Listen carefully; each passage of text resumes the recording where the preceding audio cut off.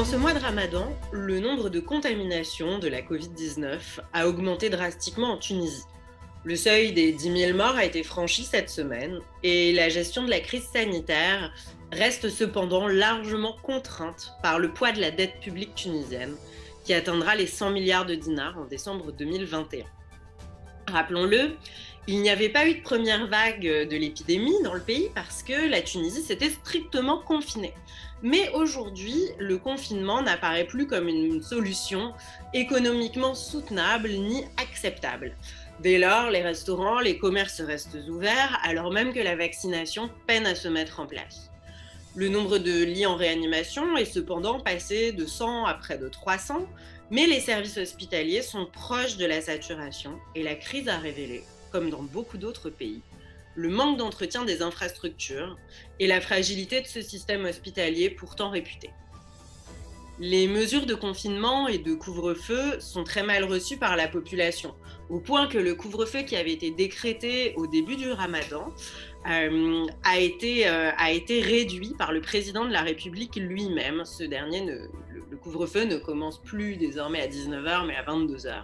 Et ce sont seulement les déplacements en voiture qui sont interdits à partir de 19h. Cette crise, elle accentue le débat sur la soutenabilité des politiques publiques conduites en Tunisie et elle met au premier plan la question des rivalités politiques.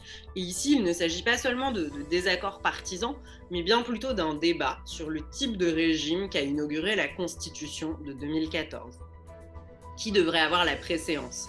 Est-ce le président de la République, Kais Saïed, le chef du gouvernement, Hicham Chichi, ou le président de l'Assemblée, Rachad Ghannouchi?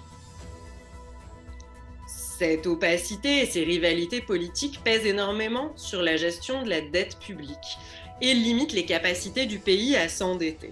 Pourtant, la dette publique tunisienne a triplé en 9 ans. Celle-ci est liée à la fois à l'endettement massif des entreprises publiques, mais aussi au rôle d'employeur social joué par l'État tunisien. Depuis 2011, la Tunisie s'est endettée, notamment auprès du FMI, de l'Union européenne, qui conditionne leurs prêts à des réformes.